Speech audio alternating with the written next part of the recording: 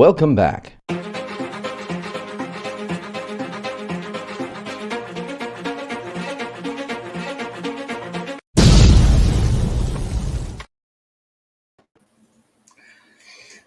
Today, I'm very excited to be joined by our co-host, Deborah Reynolds, who is the founder and president of About Face Image Consulting. Deborah will be asking our exclusive guest 5 focus questions about the miracle seaweed that could benefit you in the audience. Welcome, Deborah. Moreno, always a pleasure to be here. I am excited about this LinkedIn Live with our guest. It's going to be a great topic. We are also, very excited to be joined by our special guest, Desirée Dupois, who is a partner in Cascadia Seaweed. Welcome, Desirée. Hey, Moreno. Nice to see you. Hey, Deborah. Thank you so much. I'm honored to be here. This is my very first LinkedIn Live, so I'm super excited. We can't wait to learn more about Cascadia Seaweed that's powering Cove Ocean Foods. Before I hand over to Deborah, I will introduce our guest, who many of you already know, with a few relevant and compelling highlights. Desirée has over 20 years of experience in brand development, storytelling, and creating the ultimate customer journey. Desirée is passionate about living a life of purpose and making an impact in the world by creating permanent, sustainable change. She has been living a vegan life since 2008 and is proud to use her voice to advocate for animals as well as the planet. She is chair of the international NGO she co-founded, Reuben Shoes Society, and is the founder of her own vegan fashion brand, Rose and Company. She's also a partner in Cascadia Seaweed, and as the VP of Sales and Marketing, is focused on Cascadia Consumer Food, Kove Ocean Foods. Now, if you're an attendee with a question or during the presentation have a question, write your question in the comments column in the chat, and Desirée will address it at the end. This is going to be a spellbinding session. Deborah, take it away. Thank you, Moreno. Desirée, welcome. I'm really excited to have this conversation with you and to be able to glean some more information about this whole world of seaweed. And you have such an amazing and diverse background that has really contributed immensely to this particular company. So tell us, please, who is Cascadia and Cove? Tell us a little bit about the company and the program.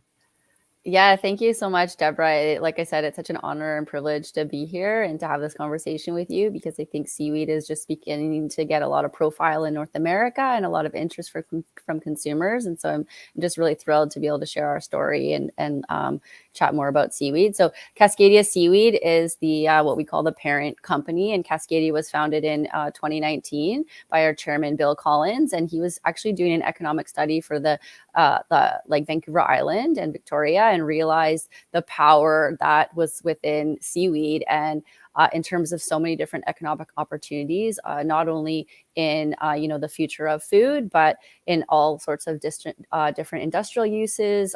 Seaweed being arguably the most sustainable crop on the planet. It grows with only the sea and the sunlight, so we don't require any trees. We don't require any land, so we're not cutting down any trees. There's no deforestation. You don't have to water seaweed, so there's no demand on fresh water. And so Bill founded the company to start building seaweed farms and to grow seaweed. And we started building some seaweed farms with our Indigenous partners in coastal British Columbia on Vancouver Island. And shortly into the beginning stages of Cascadia Seaweed and growing seaweed for multiple different uses, the three guys that were running the company, Mike, Bill, and Tony, realized that actually the best value for seaweed would be a consumer food brand to actually, give it to consumers, to people to eat and to help support the food industry. And so at that time, that was, the beginning of 2020, which, as we all know, was a very interesting time in terms of history of the world.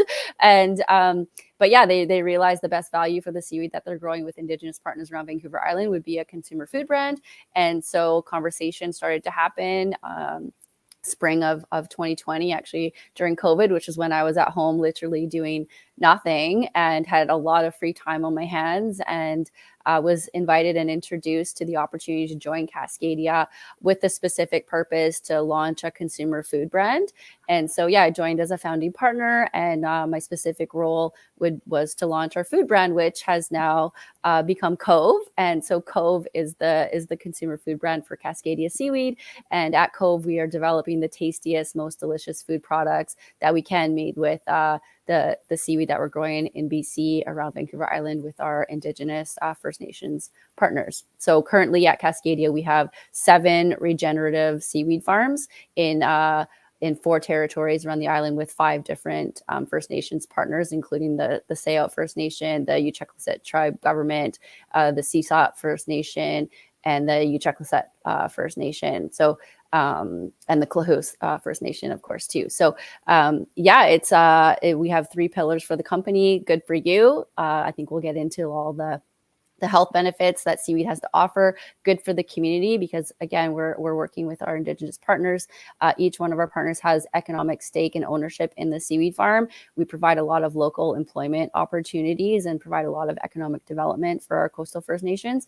And then obviously good for the planet with some of the things I talked about earlier in terms of just the environmental benefits of growing seaweed. And because of the richness of the health benefits within seaweed, not only is it good for us to eat, but it also really gives back to a thriving ecosystem, and it gives back to ocean life. So in some of our farms, we've seen, the salmon are coming and the bears are coming and the birds are coming. And it's like this really thriving ecosystem, all because there's a vibrancy of kelp and of the seaweed that we're growing and bringing to ocean life. So yeah, it's a really exciting time for Cascadia, and then of course for Cove as we launch our food products made with BC grown seaweed. I love the fact that this is a sustainable crop that you're utilizing, and the inclusivity, including like the most benefit to the community, the most benefit to First Nations, supporting a food supply chain. This is really a phenomenal product and a concept that you and your team have created.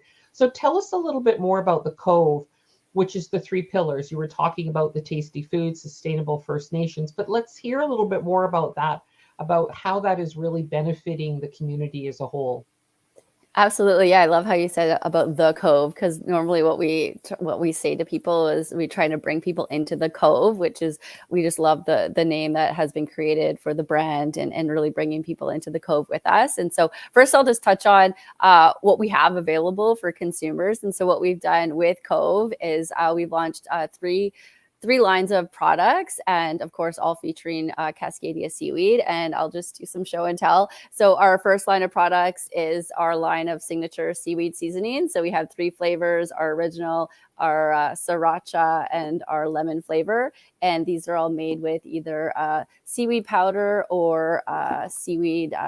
So we're using sugar kelp, and we also grow alaria. And I'll just show like nice big seaweed sugar kelp flakes. It's kind of like an everything bagel spice. So, but obviously with a cleaner ingredient deck and those nice big sugar kelp flakes. And so this really tasty on avocado toast, poke bowls, rice bowls. If you like a garlicky mashed potato, it's just seaweed flakes, nutritional yeast, garlic, onion, sesame seeds, and poppy seeds. We showcase it at shows on popcorn, and people go bananas because it's just like with the butter and the umami flavor, the garlicky flavor, and the saltiness of the seaweed. It's just so good. People are loving it on eggs, whether it's real eggs or plant eggs, and just so many uses for that product. And then of course the sriracha brings a nice sweet heat, and the lemon has done really well. A lemon dill or Greek style potato, lemon dill type of Greek style tofu, pasta with a nice olive oil. And then recently, what I'm really excited about, just 2 weeks ago, we went into production of our seaweed-based protein puffs. So these are made with, again, the seaweed that we're growing via Cascadia Seaweed around the coast of Vancouver Island with our Indigenous partners. And they're a high protein, high nutritional value protein puff. So you can see up here on the label, this is 8 grams of protein per serving. So there's 2 servings in the bag. So if you eat this entire bag, which is easy to do, you'll get 16 grams of protein and only 4 grams of sugar in the entire bag. So they're made with, again, this is our signature most seaweed forward flavor, kelp and vinegar, which is just made with dried sugar kelp powder and pea protein. So really simple ingredients in the base of the puff itself, and then flavored with the different ingredients. So we have the kelp and vinegar, sharp cheddar, sweet barbecue, which is my personal favorite, and umami butter, which is made with tamari soy sauce. And that brings it's a really savory, rich, indulgent butter flavor that I think we're going to run a challenge campaign pretty soon to see if you can, we dare you. You cannot just eat 1 or 2 of these. You're definitely going to eat a half a bag or even a full bag, and you don't have to feel guilty about it. And coming super soon, we're going into production next week of our kelp tortilla chip. So this is a kelp and corn tortilla chip. It's our original classic flavor. And I would say the biggest strong point is that it is like a classic tortilla chip, but the seaweed powder in the chip gives it a bit more density. So it's a totally dippable chip. So you will have, if you're like me and you just open the hummus container or open the salsa container right out of the fridge and you're dipping your chips right into it, it's just so frustrating when your chip breaks and the crumbs go everywhere. And so this chip has the strength to stand up to any one of your dips, and it's super tasty. And then, of course, the seaweed brings a lot of the flavor. So we actually, in this original SKU, in this original flavor, we're not adding any additional salt. So it's very little sodium, and you're getting all the health benefits of the seaweed. So yeah, that's Cove, and we have a lot more in the pipeline. And our goal really is to make seaweed approachable and accessible. It's obviously huge in Asia and even parts of Europe and the UK. But for North American consumers, aside from sushi and those little seaweed snacks, people are really not consuming seaweed on a high level. And other than the Asian communities, or even obviously our Indigenous friends have been eating it for eons. But yeah, we really want to make it accessible, and our consumers are mindful, making the connection between what's going on in the world and how that what's on their plate contributes to the health of the planet. And so sustainability is a huge factor, is a huge pillar for us. And the other part that I wanted to speak about with Cove, it is more of a lifestyle brand, because we want Cove to, when you're consuming Cove and when you're buying Cove products, you're really feeling empowered as an individual, that you're making choices when it comes to food that are giving back to the planet, and of course to the communities like you mentioned. And like I said, so your question was about, what are you doing for the community? And so, of course, food security is one thing with the creation of food products, and of course, the economic opportunities, like I said, with our Indigenous partners having ownership and employment within our seaweed farms, it's really massive. And we are hearing all the time from them directly how much it means to be able to govern and enable their rights of governing their own land and their own waters under the Douglas Treaty, to enact their rights and to actually grow seaweed and be a part of building seaweed farms. So yeah, that's a lot of information, but that's really what Cove is all about. I mean, choosing a product that is really good for the community and builds up community and provides a lot of opportunities, that is something that people in general are really much more conscious about. And I just love that your company has really focused on that and made it a forefront to be able to move the product and scale the company. So we so appreciate that. Let's talk about these different species of seaweed. What's available out there, and really what are you focusing on to grow specifically? Yeah, so we actually have a chief seaweed scientist, a phycologist on our team, Dr. Jennifer Clark, and she's leading up the charge of our seaweed, and also our VP of farm operations, Matt Obi, and they're determining. So what I've learned is that there's actually over 600 species or varieties of seaweed that grow in the Pacific Ocean. And we've actually just dialed in and narrowed it down to growing two species. So sugar kelp, which is formerly known as Saccharina latissima, and then Alaria, which is also known as Alaria magenta. So we're focused on growing sugar kelp and Alaria. They both have a different flavor profile. Sugar kelp, because it's of its name, you can tell it does have a bit of a sweeter, more approachable flavor, I would say, whereas the Alaria is a bit more earthy and not quite as palatable, I would say. So our products mostly lean on the sugar kelp side, but we're still very new. Like I said, we only just started in 2019, so we're like just going into like our third commercial harvest, and we actually, so it's so cool because we actually plant little seaweed babies. So what Dr. Jen and her team do, we have a nursery right now. It's in Bamfield on Vancouver Island, and we take like little so seaweed is actually like fertilized, so it's inoculated, and we have little seaweed babies that are inoculated and that are basically in like large test tubes in the nursery, and those are taken care of for several weeks to ensure like the health and like stability of the little seaweed seedlings. And they're wrapped on twine around cylinders in these like bigger test tubes.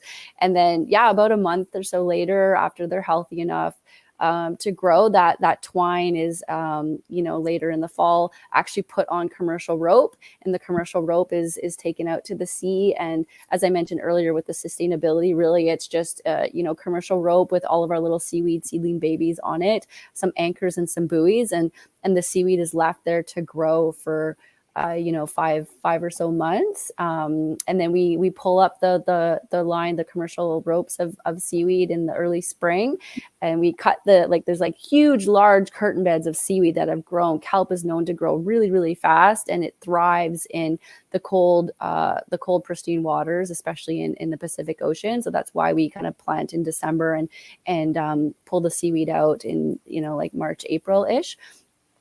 During that winter cold season, so the seaweed can really thrive and become abundant in nutrition. And so those are the two main types of species that we're growing, and we're always investigating. So we're using like native species. In other parts of the world, they grow different types of seaweed, and so we're not bringing in any foreign type of aquaculture. We're not wild harvesting, so we're not taking from existing stock. Really, we're adding to the local, like seaweed bank. There's a certain percentage of seaweed that we actually keep in the water to keep contributing to ocean life, because seaweed is shown to sequester carbon and nitrogen, and helps also deacidify the ocean. So by leaving seaweed in the water, we're adding to all these environmental benefits. And there's just so much to learn and know about seaweed and all the different species that are available.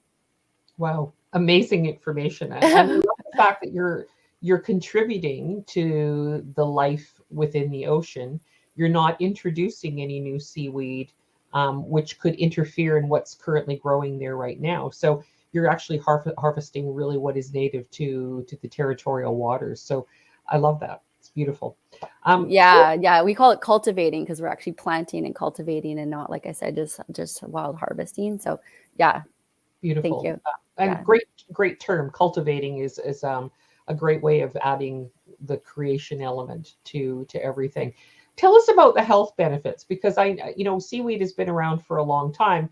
People do talk about that, but we know that you, within your science and your research, you've come up with some new awarenesses and understanding of how seaweed can really benefit us.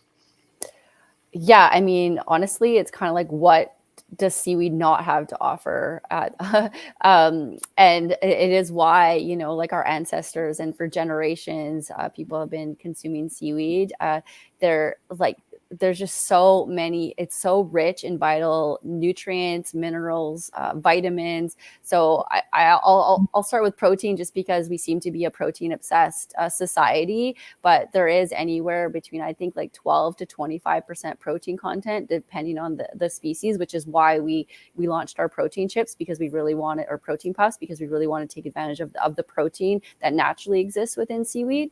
And then So what I like to say is like, it's good for your gut, it's good for your heart, and it's good for your brain. So in terms of gut health, which we know consumers are starting to really, really pay attention to, it's full of fiber, magnesium, folate, and a lot of good, healthy digestive enzymes that help with gut health. And then in terms of cardiovascular, its seaweed is very low, like minimal to no sugar. It contains good fats, the AHAs and GHAs that are important for heart health, but also really important, like I said, for brain health, cognitive function. And then like vitamin A, the B vitamin. So for anyone that is plant-based and needing B vitamins, seaweed has been shown to very strong in B12, which is can be an elusive vitamin to get with a plant-based diet. So strong in B12.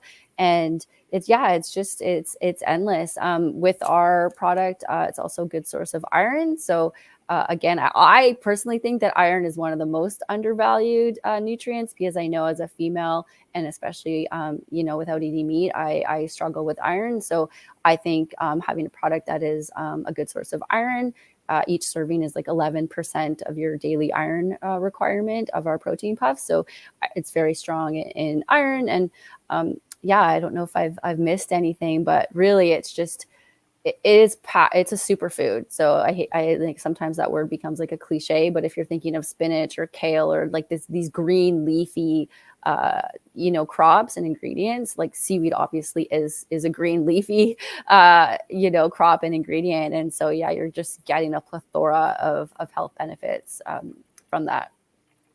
I love the fact that this is a product that, of course, really focuses on brain health and heart health, which a lot of the population is very, very focused on. And then the gut health component too. So by having such a high density amount of protein in it, it's one of the most, like you were saying, one of the most perfect foods, essentially, if you are a vegan and you're wanting to substitute out and eliminate or reduce animal foods. So certainly a lot of benefit there. People, I think, are thinking, when they think seaweed, a lot of people are thinking sushi.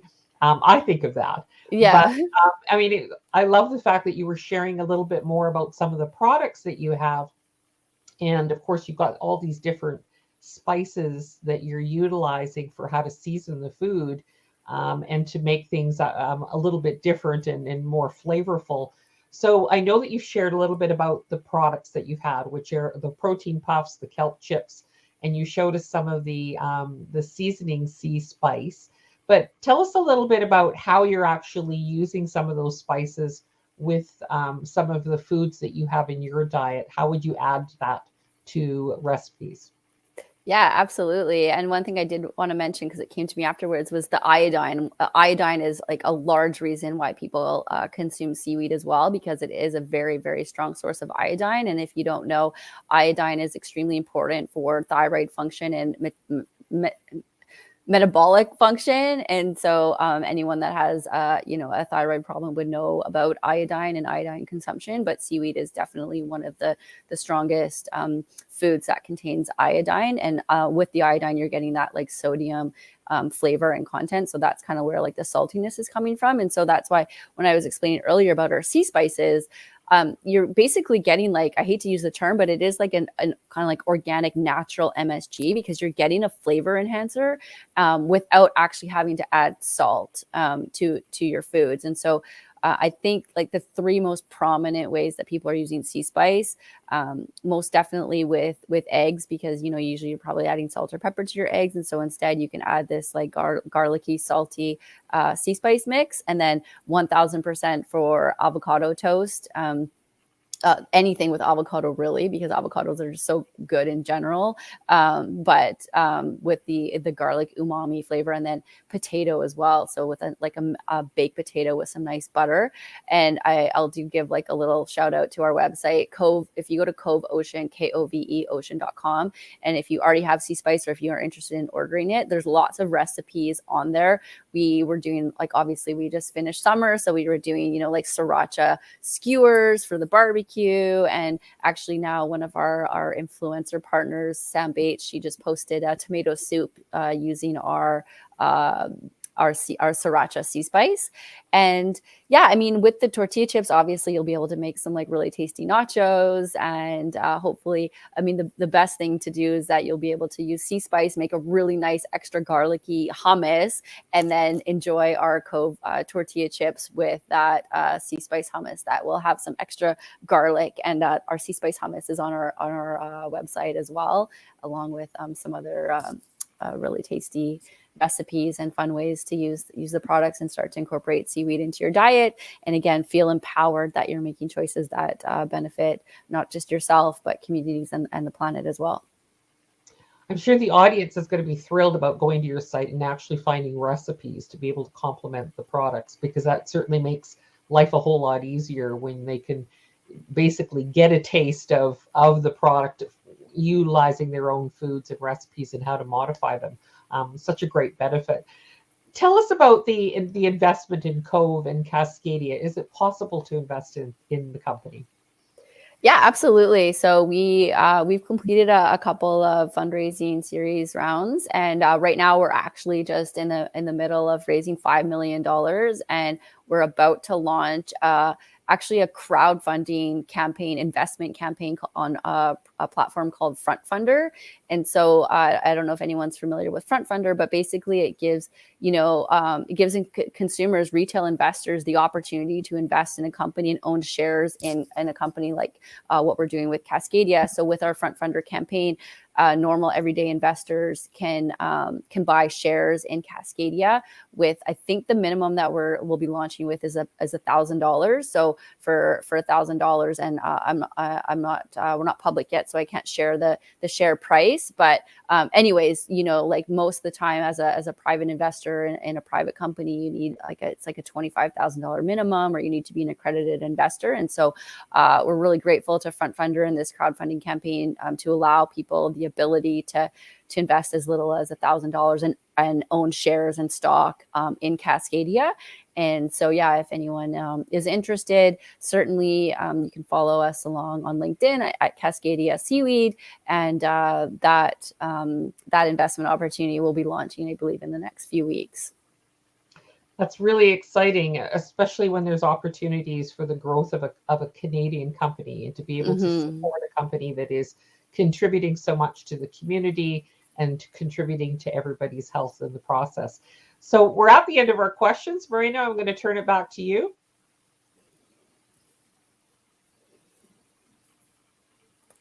You need to unmute, I think. There we go. Thank you. Yes. That was 30 minutes of abundant value from Desirée. We don't have any questions from our attendees in the chat column. So once again, I encourage anyone who has a question, type it in the chat so Desirée can answer your question. In the meantime, I have a question to ask. Desirée, with the increasing sea temperatures, are they affecting the growth of seaweed? Yes, absolutely. Thank you for asking that question. Actually, I see all the time reports coming from California on how natural growth of kelp is diminishing because of the warming sea temperatures. As mentioned earlier, kelp really thrives on cold, conditions and cold water. So as sea temperatures rise, there are some seaweeds that do well in warmer waters, but specifically for certain species, it is definitely at risk as the sea temperatures rise. And you see, like, there's every day, like I said earlier, I'm maybe offline, but I'm on, I obviously have Google alerts for seaweed. And one of the biggest problems is in the Caribbean, seaweed is washing up on the coast. And it's just, you can tell that what the change in what's happening in that ecosystem is being impacted due to rising sea temperatures. And so it is something, and not to toot our own horn again too much, but the fact that we're actually planting kelp and growing farms is really helping to mitigate this problem with all the seaweed that is being lost in some of the warmer parts where it needs cold conditions. Another question, what percentage of food contains seaweed? What percentage in the world? Yes, I'm curious to know how seaweed is penetrating the world food market. Gotcha. Yeah, I mean, it's massive in Asia. It's a staple in the diet. I believe that consumers are consuming seaweed every day in their diet in Asia. So I'd say large percentage of foods over there, or even just naturally like dried seaweed and using kombu and wakame and different types of seaweed in North America. I don't know the percentage of food. I know that Asian seaweed snacks are very popular and they do really well from the research I've seen on Amazon and in retail. Those little seaweed snacks I talked about earlier. And like we would love to develop that. It's just that we are right now pioneering a whole new industry in Canada and certainly pretty much in North America. And we don't have the manufacturing for those types of products doesn't exist. And of course, because sustainability is our one of our number one pillars, we're not going to be taking seaweed, sending it to Asia so they can manufacture these products and have it sent back. So we are trying to figure that out. But yeah, I know there's a large consumption of the seaweed snacks, and especially with nori sheets in sushi. Those are the questions we have for you today, Desirée. Thank you so much for sharing your distinctiveness and knowledge. We appreciate you taking the time to join us, Desirée. Thank you so much, Moreno and Deborah, and for facilitating this and allowing me to share, help educate people about seaweed and Cascadia and Cove. And I really, really appreciate the time. And Deborah, thank you so much for co-hosting our You Now Online Live, where we give business owners an easy and quick way to increase their visibility, exposure, and influence. Deborah. Always a pleasure to be here, Moreno. Desirée, thank you so much for sharing about your company. This is definitely a Canadian company that we need to be watching very closely. You're doing phenomenally new things in the marketplace, and to be able to support the community and for sustainability as well. So thank you for that. To our attendees, a big thank you. Now it is your opportunity to be next on You Now Online Live. It is easier than you think. Start increasing your visibility, exposure, and influence the quick and easy way. The application link is on the description and in the comment section. In the meantime, to your continued success and good health, goodbye until next time.